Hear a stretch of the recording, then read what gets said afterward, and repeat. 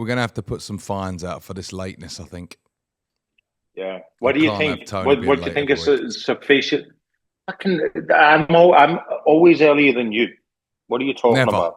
Lateness. Never. You can call me a pervert because of my glasses, but you can never call me late. You can never call me late. How did you honestly, seriously walk into a shop and buy those? I didn't walk into a shop and buy them. I bought them online. Oh, nice of you to join us, Sam. Thanks, mate. Good morning. Good morning. Thank you. Look, sunglasses. Look at him. I'm going to go and set going on here? Oh, some of us have jobs, unfortunately. We got to got to do some stuff in the morning. But here we are. Look at him. Look, here we are. How are you? Hey, enjoying the Hollywood sunshine. I know. I got Rob here as well. Oi. Hello, Rob. Football man as well. Hello there, How is Rob. he? Get him to sit with you then. There you go. At Hilton the Highlands, Sam. Oh, hello. I've just noticed who it is. How are you, mate? Wagwan, bruv. What you saying? You good? Yeah, mate. Wagwan. Who's that, Chris Human? Yeah, I see he's turned Jamaican since I last saw him. Last time I saw him, he was a Mexican. Lick him up. There you go. How was Ricky Gervais, by the way? He was unbelievable. I've got to say, he was so funny. So, just so people listening at home, because we're recording this in a minute, but I went to see Ricky Gervais at Hollywood Bowl. Hollywood Bowl is probably one of the best concert venues ever. Oh, it's the best. Isn't it? He's unbelievable. I can hear it from my house when there's big events on there. It is unbelievable. And then he was everything you expected. And do you know what? On the way there, I read the reviews to see what it was like, and I knew it was going to be great because every review from liberal papers were, it's a disgrace, it's this. so you knew what it was going to be. It was going to be like him just being offensive. Of course. And as we were walking out, I went with Sonny, and then as we were walking out, this lady walks out, and a policeman said, "Oh, did you have a good time?" And she went, "No, it was very racist," and then just walked off. And I looked, it wasn't racist in any way, shape, or form, actually, like in any way, shape, or form. And you just look at it and think, why would you go to a Ricky Gervais concert if things like that offend you? Expect normal stuff. Like, it's mad, isn't it? Like, what would you spend your Saturday night and actually pay for it? It's not like it's cheap either. It's $150 or whatever to go and pay for something that you're clearly going to hate. Was it it's sold mad, isn't it? People are mad, but it was really, really funny. It was good. It was everything that you expected, to be honest with you. It was nothing like that he done that was out of this world that was thingy, but it was good. Right. Slight distraction. Did you see what happened in Boulder yesterday? Yeah. Mate, that happened outside the hotel I was in where we did the pod from last week. Really? Yeah. Literally. Legal immigrant what guy happened as well, in Boulder? I didn't see that. A man's like literally thrown petrol on people, on Jews, and set them alight. Setting them on fire outside the hotel that we were doing the pod from last week in Boulder, in Colorado. I think that's quite a question now. I've got to be honest with you, even our he threw petrol. He threw there was a Jewish march. Yeah, a Jewish march for the hostages.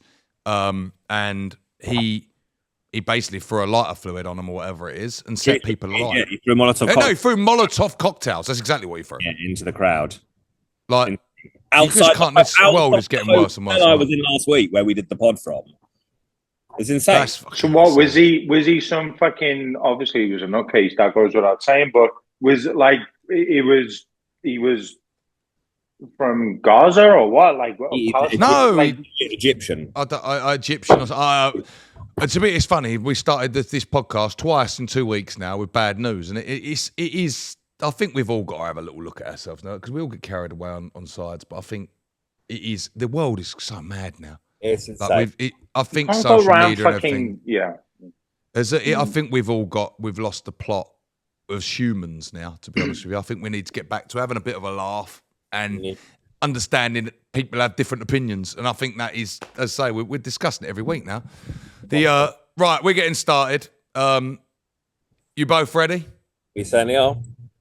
I'm sure I'd lost my train of thought after that. Welcome to Football or Soccer, the podcast. I'm Sam Palmer. We've got Tony and we've got Sam with us today. And we've just had, obviously, the Champions League final. What are your thoughts on that? It's unbelievable. The biggest damn squib you've ever seen. Yeah, in you a can only Champions say League final, PSG were insane, actually, but Inter Milan just didn't turn up at all. It was over within the first 5 minutes, wasn't it? Really? I mean, they were unbelievable. PSG from start to finish. Inter Milan just did not turn up. I mean, it was honestly, it was almost embarrassing for Inter Milan. I mean, It really was.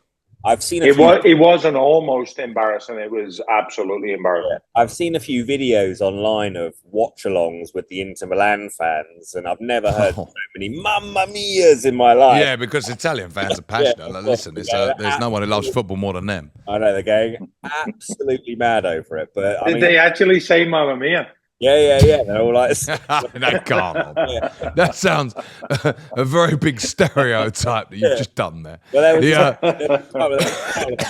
it was on it, but it was. I mean, fair play to PSG. Like, I had a feeling that they were going to win. Then you threw in the stat that there have been 5 finals in Munich, and every single time a new team has won the competition. So that kind of like made me think that might make it happen. I just thought the two styles were so different, and do you know what it was? Everyone thought PSG, and I just thought I'm going to go Inter. I just think they could like grind them down, and Inter have been really good in this tournament as well. They've been great. And they were just such a letdown. Me and Sonny both messaged each other before and said Inter, and I said, yeah, I fancy that as well.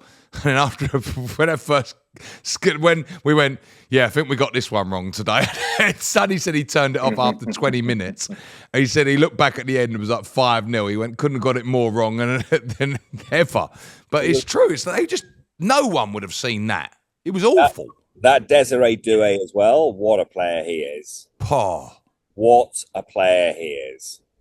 I mean, I can't say his name. What is the Georgian's name? Kvaratskhelia. No, but Kvaratskhelia. Yeah, Kvaratskhelia. But I don't think you say the K, do you? Kvaratskhelia. Yeah, no, that's what his name is. Kvaratskhelia, I think it is. He's a phenomenal player. What a player he is. Phenomenal. You know what I love about him? PSG have quietly assembled a proper football team. Well, because they got rid of Messi. I'm going to say they got rid of Messi. I mean, Messi left. Neymar, Mbappé, all of Neymar. I mean, the 3. If we were talking about 5 years ago, they're the 3 best players in the world. 5 years ago, Mbappé probably still is, but they've quietly assembled a proper football team. With a proper manager.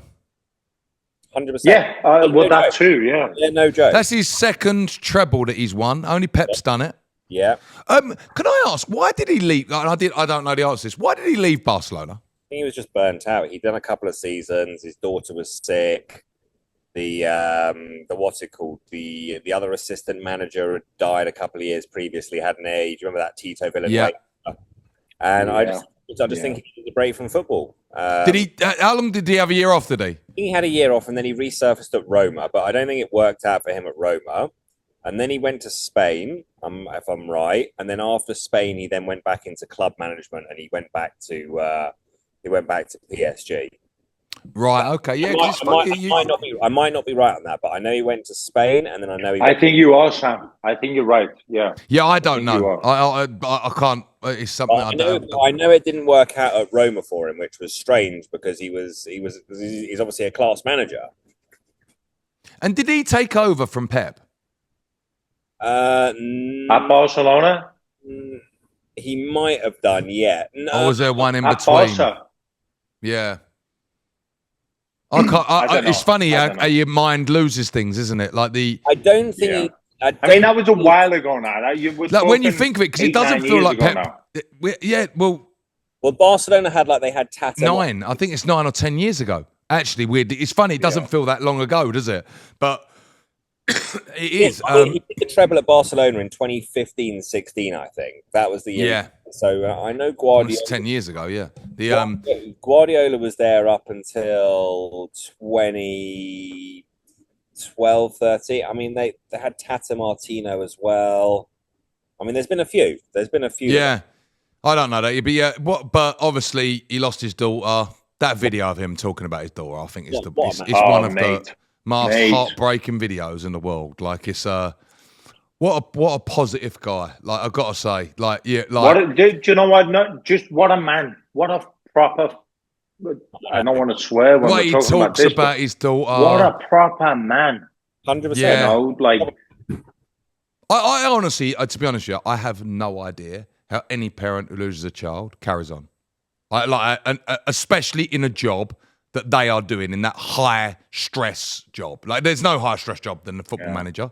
To do that after losing a child, I hats off to him, because he must be special. But it shows how different people mentality. Like, obviously, that I would consider it would break me, but he's used it in a very different way, in a positive way of saying, I got 9 years with my daughter and I'm very thankful of that, and she lives with me everywhere. She came to live with. That's what he said. She came to live with us for 9 years. Like what a mad it's amazing way you can put your mindset there. You know, like where you could think, I hate you, God, I hate you. You know, like, you took my daughter. A mad thing, but it was very nice to see the PSG fans, what they did. I loved it. His T-shirt. I loved all part of it, that she was a part of it, of that win. And I thought that was very nice. Yeah. And it must be very hard for him looking up and seeing his daughter in the stand. Yeah. Can't be I'm easy. sure, because the original photo was Is him in the Barca boss planting the flag. Yeah, and then She's on the pitch, that she was with him. It's stunning. And listen, let's not forget, by the way, this is a fella who, if the average Joe lost their daughter, they would have to go to work because they still have to provide for their family. He didn't. He probably had enough money to not worry about that stuff, but he did it anyway. Like, for me, there must be days where it kills him. Like, you know, like the fella. Yeah, me too. I really am as well. And I think it just shows how some people, their mindset, that positive mindset is so different to, like, getting you through things. Yeah. It's like incredible. But it's and I would think a lot of that PSG players and things like that. I see a clip surface when he was talking to Mbappé. Have you seen it? Where he's doing a lesson with Mbappé. Yeah, where he's telling him he has to defend. Is that one? And it a good. He's the passion of the man's unbelievable, isn't it?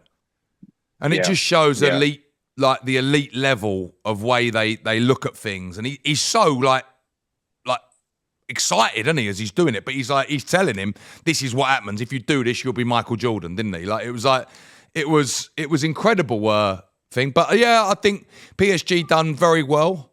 Do you think they could go on and put a little bit of dominance together? Potentially. I mean, if they keep... It's going to be an interesting next couple of years, I think. A young squad. I mean, I wonder if Mikel Arteta still thinks Arsenal were the best team in the Champions League this year. Poor old. I was wondering. Well, I was wondering when they was going to surface. Got mentioned. Poor old Arsenal, I've got to say. No, I was listening to Talk Sport on the way over to the office this morning, and it's sounding like Big Andrew's going to get the bullet. Yeah. Well, I think that was coming, wasn't it? Yeah, I think. Weirdly, I think it is the right thing for both sides. Isn't it just like Isn't it just the most? Just like, you can't make it up. Tottenham win their first trophy in 17 years, but their league season is so bad they still have to sack the manager. It's just like, you just can't make it up. But I've heard that they're talking to Thomas Frank. Yeah, I think Thomas Frank's good signing, runner, isn't it? I think that would be. I saw Scott Parker's been mentioned as well. I would feel bad for Brentford, though. I would feel bad for Brentford. They just sold Flecken to Germany, and then they bought Kelleher, so that'll be... I think that's a great signing, that is. That's an upgrade. I said it on a West Ham group the other day, and they said, you're mad, he fucked up in the cup final, and you're like, one game he messed up in. Kelleher. Who? He made a mistake, didn't he? It was like... But he saved so many goals. Brilliant goalkeeper. I agree. I'm surprised Why that is we he sold so him cheap? for 18 million. Is he in his last year of his contract, or? Yeah, he is. That's year, why. His contract's up. Yeah. Right. So that's why he was. That's a bargain for them. That's an absolute bargain for them. Someone he's said to me goalkeeper. they used it. They said I would much rather Kepa for 5. Now is Kepa on loan at Bournemouth, Sam? He's on a free. He's leaving at the end of the season. He is on a free. Yeah, you could get Kepa for free if you wanted him. See, I think Kepa on a free is a very good keeper for us to get. Yeah, but Kepa's wages are, I would imagine, are pretty astronomical. high. Yeah. But if you're getting him on a free, I mean, you may as well give him the extra 20, 30 grand a week, whatever it is that he wants. I know. I think it'll be an extra Kepa. 100 grand a week. Kepa must be on silly money on the contract he's on now. He would have been on silly money at Chelsea. He probably would have been on at least a couple $100 grand because we signed him for 71 million. So when you lose that type of transfer, I wonder how old he is now. I think he's 28 or 29. Let's have still a look. Good age. He's still got probably 10 years left. For a goalkeeper, that's a good age. Yeah, I'd be surprised if he was over 30. To be honest with you, let's have a look. We badly need a keeper next year for West Ham. But he's actually 30, is he? He's 31 in October. So I mean, he's prime. Oh wow! So he is at the top end of his age. Liverpool. By the way, West Ham should have gone for Kelleher. They should have gone big for him, especially if they could get him for 18. That's an absolute bargain. I think our problem is, Tone, that we need so many players this year, and we haven't got the money, and that 18, 20 would be a big dent in our budget. I think what's we need more biggest position? Oh, we got no centre midfield. We got 0 centre midfielders, and we got no striker. Yeah. So that's where we probably we probably haven't got the money to go 20 mil for a goalkeeper. They'd probably go, look, we'll do that last, and if we have to stay with the goalkeeper we've got, we could get away with that for a year. Yeah, I think that's probably actually what they've looked at. Last season, but I'm gutted. I think he's a really good keeper. I would have liked him at West Ham. He's brilliant. I'm telling you right now. I will. Amrit, make sure you mark this second and minute.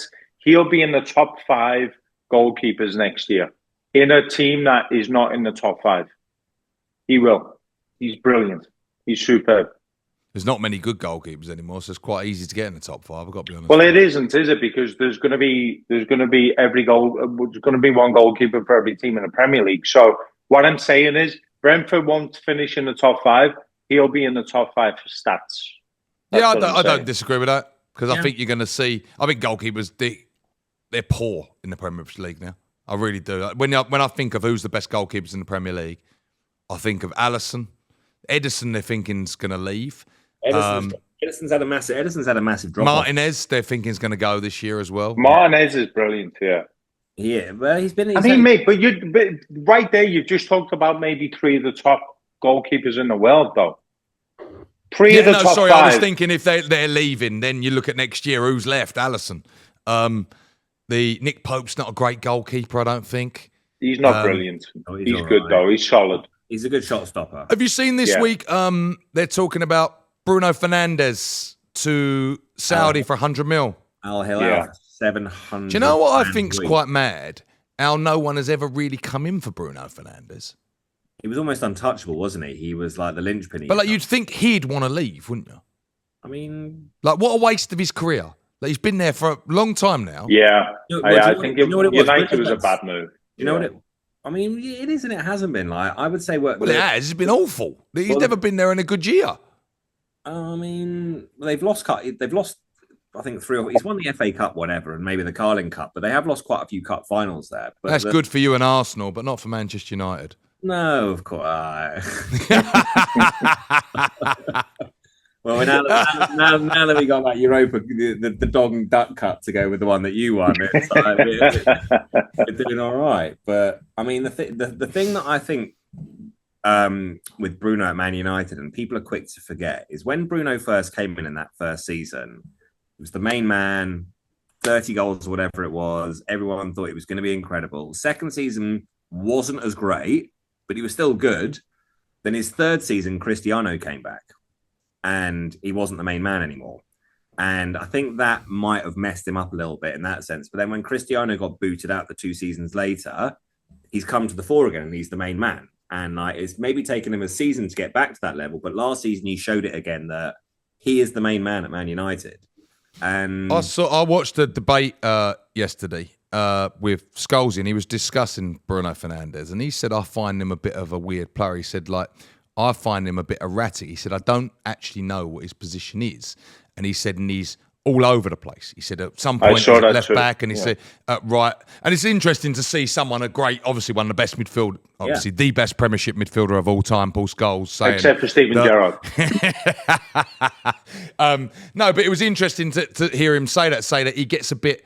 He's all over the place. And he said, and if I was playing with him, I'd be like, what you doing a little bit?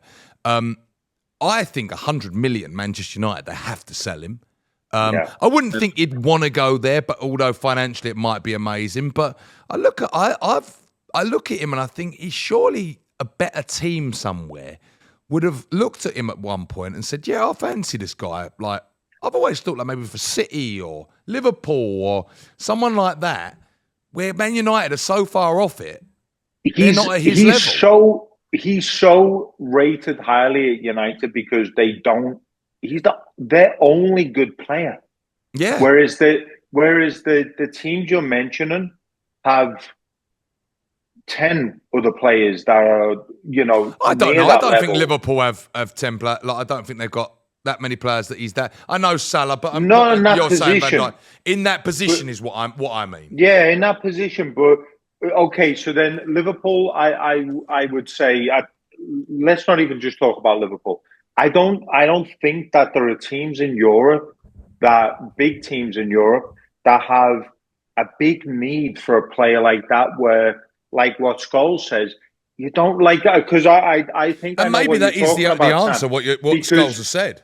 Right, because what Scholes said, if we're talking about the same interview, he said, I've seen Bruno a fucking left back, right back. I would be looking around thinking, I don't know where this lad is. And that's he's trying to take too much on. That's what we're saying. He's trying to take too much on. And maybe he wouldn't have to do that in a more structured team, because United have very little structure, do they? But I saw him talking about United again yesterday, and I really, really think this is such a bad idea. Like they're saying with this going forward that they've lost their DNA by we're going all in on this 3-5-2. Now, if this does not go, you're basically saying that they are going to have to play this for the next 10 years. Yeah, and because they're going to buy players for that. That isn't who we are. He said, we've never played it. He said, Ferguson tried it, and it was always scrapped after 10 minutes. He said, he just said that is not our DNA. That is, and what was it? He was saying he'd spoken to Jordi Cruyff, didn't he? Yeah. And he said, why are they building their team around the manager? Yeah. Like, where's the DNA of Manchester United gone? Yeah. And because he was working at Barcelona. Cunha is a good signing. I would have taken Cunha. I don't think he is. I'm maybe the only one. I think he's a good player. I think he's had big problems at Wolves, like attitude problems. Been sent off a couple of times, fallen out with the manager. Now, you could say that's because he thinks he's better. Well, is that the attitude you want to be bringing into Man United? I don't know. Is this a man that you want to be spending 65 mil on? Like, I think he's a good player. I want to put that out there. I think he's a really good player. But Man United, do they need this, a 65 mil player? Or do they need a 65 million striker? I mean, I think they need the 65 million everything. Yeah. They don't have a good goalie. They don't have a decent centre-half. Wingers are no striker. They have no striker. They don't, apart from Fernandes, they don't have a decent midfielder. I mean, I would take, although he's not a midfielder, I rate that Diallo. I think Amad Diallo is a good player. Yeah. And I rate, is it Mainu? Yeah. It's Mainu, right? I think he's really good too, but they don't play him. And I don't know why. There's something not right there. The way they've... See, I would have... I liked one of the fans. I don't know who is the Man United fan on debate. I like him though, but he oh, I know what you mean. Yeah, with a beard and the short hair. I like him. He's quite good to listen to. We're talking about the overlap fan debate here, right? Yeah, the overlap fan debate with Neville, with Carragher and Scholesy this week. Yeah. But I like when he said, "Is it almost? Do we just go back to basics and go right, we're going to start with the kids, scrap the lot, and then go add a couple of little bits of flair. Like you've added Cunha in now, you've added a couple of things. I'm convinced this is going to end in tears with Amorim, and it is going to be a real end of Man United for a long time because I think they'll have done their money. I think this is going to end in. Well, that would teeth. break my heart. That would break my little In actual scout's fact, heart into pieces. if he does turn it around, I will eat my hat because I have got it so wrong. I think he's a good manager, and I hope I'm wrong. But I think next year he's gonna. I think next year might be a little bit different for them. I think it might be better. I hope I'm wrong. I hope they get relegated. It can't get any worse than this. They get any worse, they're relegated. Yeah, literally any worse than the game now. The fact that Tottenham are the first ever team to lose 22 games and not be relegated, I mean, it just shows. I do think it was a blessing for him not getting Champions League, though. Yeah. I actually think he half knew that. I know they would have got money, which they need, but I think he needs no games. I think he needs time. He didn't need and I think that actually will help him not having that European next year. I agree. I agree with that. He didn't need the pressure of being in the Champions League and getting knocked out in the group stage or losing the first couple. No. And then being in the bottom of the table. And playing 2 games in a week, like you're playing less games now. You can have a bit more of a rest. You can have a bit of time with the players. You can do that. I do think that. There are some teams that traditionally have bounced back very, very well from seasons when they've not been in Europe. Like when Chelsea, when we won it with Mourinho. We then had that absolute shocker with him the next season where he got fired at Christmas time and we finished like 8th or whatever it was. We had no Europe the next year. Conte came in and won the league. Yeah. So like sometimes just having that. It does help. Yeah, you got. It's a big advantage actually on your opponents because if you're playing once a week and they're playing twice a week, straight away that's a bigger advantage. 100% it is. So that's what I'm saying. Conte managed to it gave him time to work out what tactics were good. Do you remember he started? He started. You're right. I've got to be looking. I'm just to flip on that a minute. I was just thinking of Liverpool. Like we're looking at. They haven't announced Wirtz yet, but it looks like it's going to be Kirkes and Frimpong was announced last week. Well, I've got to say that for me, if I'm Isak, I'm actually looking at Liverpool now, going, oh yeah, you put me in that side. This is a team. I was looking at. Do you know what it was? Someone had it on Instagram as a mock-up, right? And I looked at that and I thought, that's a team that's going to go and do damage, and you're them really, really. Maybe go into that next step of dominance with that extra striker. I think is probably what Liverpool are missing at the minute. They won't sign both though, mate. They couldn't sign both. Wirtz and Isak. That's it depends what you get for Nunes. Players. Yeah, I can't see it. If anyone, I think that they're signing Wirtz on the basis that they're going to get decent money for Nunes. You know, like Jota might go for your 30, 40. Listen, I think it looks like his dad. Did you see his dad this week? No. Harvey Elliott's dad had a right dig at Liverpool. Did he? Yeah, really dig it on an Instagram, like basically saying, I can't remember it, so I can't quote it. But it's like basically saying, go somewhere where you're appreciated, mate. And it's like, yeah, I mean, listen, which I wouldn't necessarily disagree with because Harvey Elliott's a good player. He's just not a top player. He's not like he's not better than what you team in got. Europe player. Yeah, no. But he's a very good player. And listen, great Liverpool fans love Harvey Elliott. But be a great player for West Ham. Brilliant. I'd love to. He's the outfield equivalent of Kelleher. He's too good to be on the bench every week, but he's just not good enough to start Liverpool. I don't know if week. his contract's up and he's a free contract. I don't know. But no, like from what his dad said was like. No, he's not a free contract because free transfer because there was talk about Liverpool including him with Leverkusen for the deal. I saw that and as well. Yeah, but Liverpool fans love Harvey Elliott, and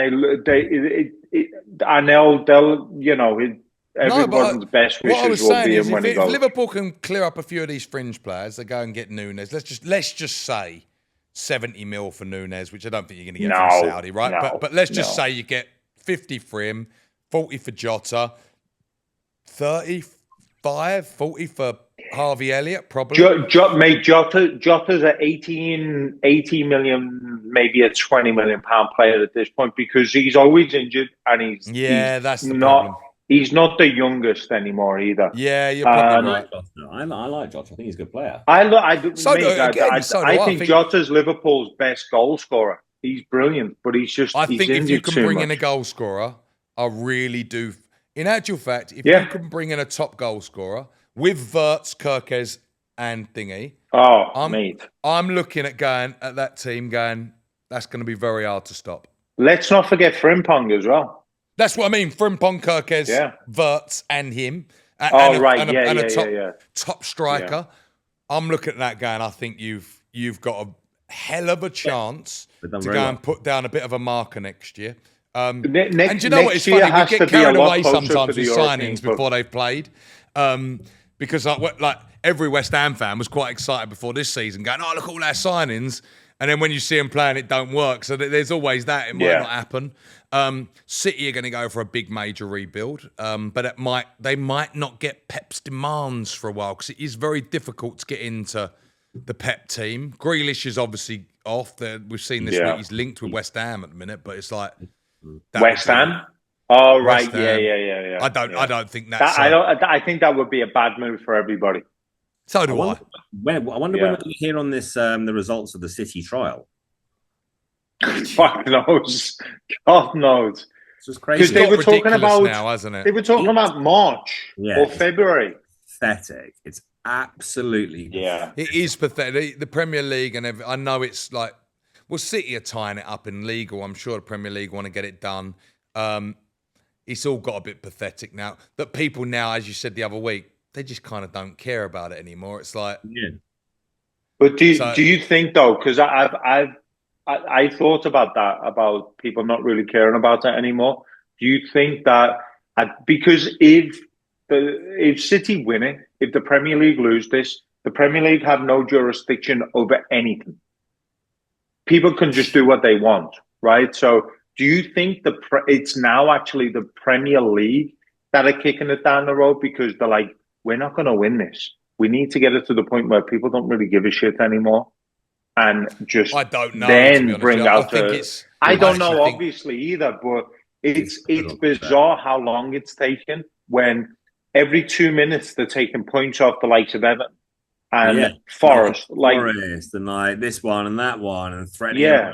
Like they give you was it the Premier League who give you the transfer ban, Sam, or was it UEFA? FIFA. No, we got that done. It was FIFA. So, but what I'm saying is 99 times out of 100, they're quick to you've gone, past the rules, gone past the limits, whatever.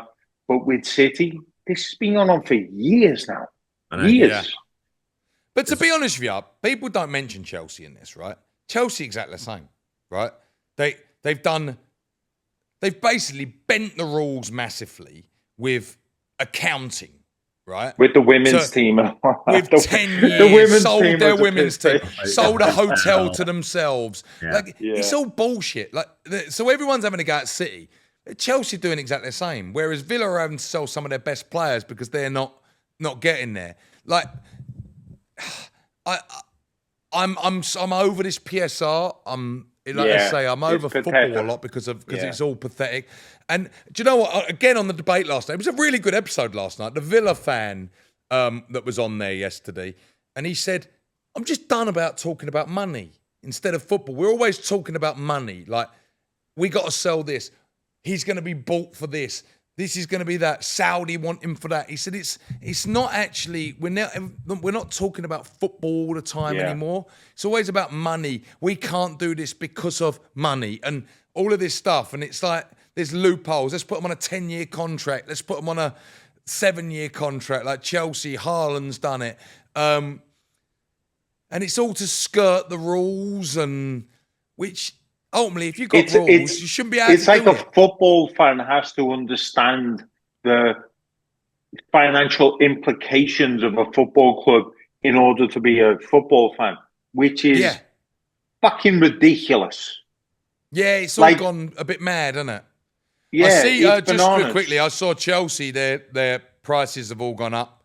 Looks like the season tickets have gone up. I actually there was a full breakdown of everything that was going up in Chelsea this year again. I think that's the first time they've done it in a few years, though. To be fair, I mean, Yeah. Abramovich, that was one good thing that he was always great at. He never put the prices up, but I can imagine the Bowley and his buddies. They probably want a bit of an increase now. And Club World Cup is coming did they very go up soon. much or just a little bit? I don't know, but yeah, no, the Club World Cup comes very soon. Did you see LAFC qualified for it yesterday? Chelsea actually played LA. Who? No, I didn't see that. Chelsea are playing LAFC in Atlanta of all places. Oh, that's handy. I know. Actually, nice and convenient. I actually bought 2 tickets yesterday to in PSG June. Atletico for me and James. I'm going to take my boy to watch PSG Atletico. He wants to see them after. It's on Father's Day, isn't it? Oh, is that what it is? Yeah. June 15th. June 15th. It is that date. Yeah, you're right. Yeah. I went, but is that at the Rose Bowl? So expensive. Yeah, is that at the Rose? Yeah. How much? You know what? The ticket was so expensive. I got it on Vivid Seats. I think I am in the middle, like because I like to sit in the middle when I watch football because you can see the game. But like row 40 or something, I think the ticket was $290 each. Really? It's outrageous. Insanity. Like, that's bananas. For a group stage game. To be honest with you, I don't even want to go either. Like, I'm just taking him because he said, "Oh, I'd love to see PSG."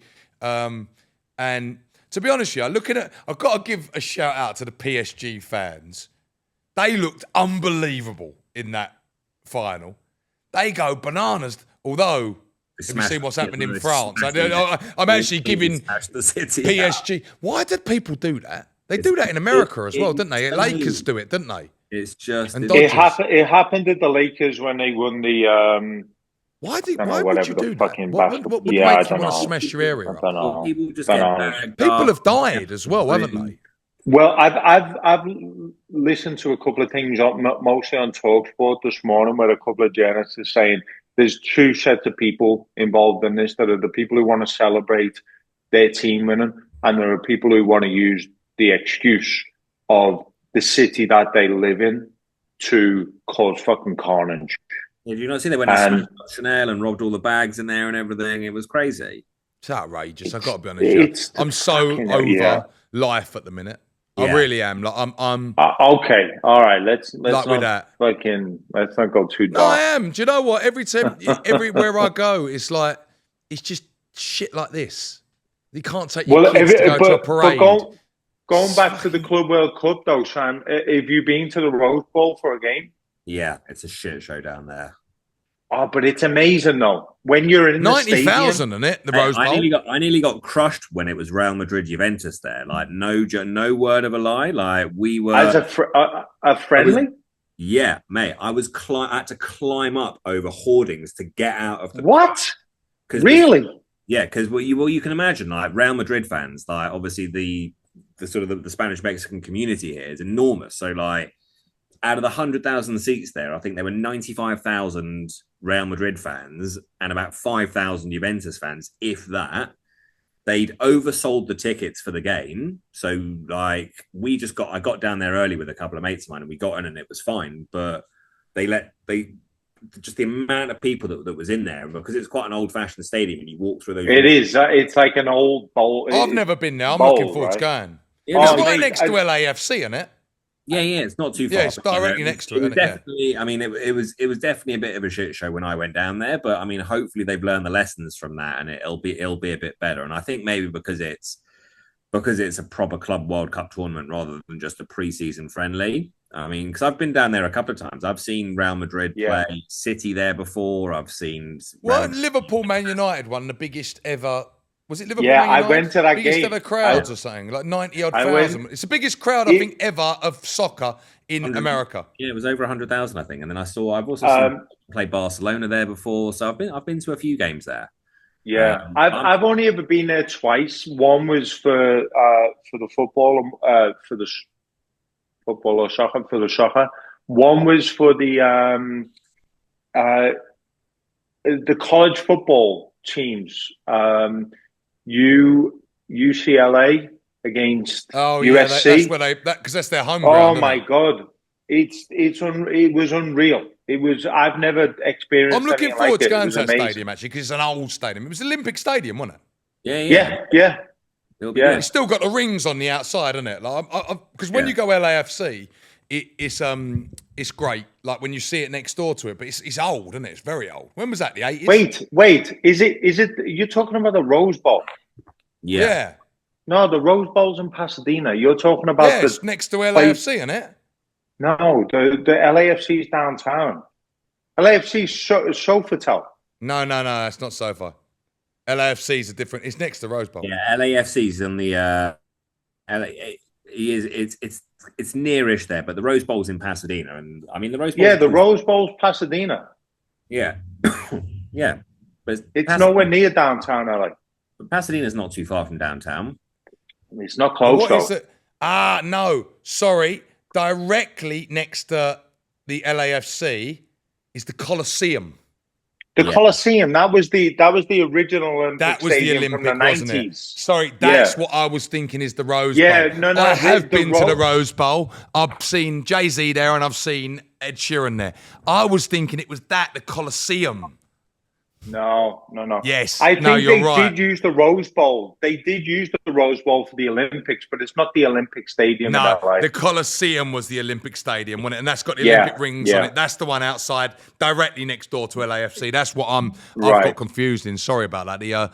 So it's but I'm interested to see if this Club World Cup, and we won't know till it starts, if people actually take it seriously or not, whether it's going to be a glorified friendly or people who are going to take it seriously.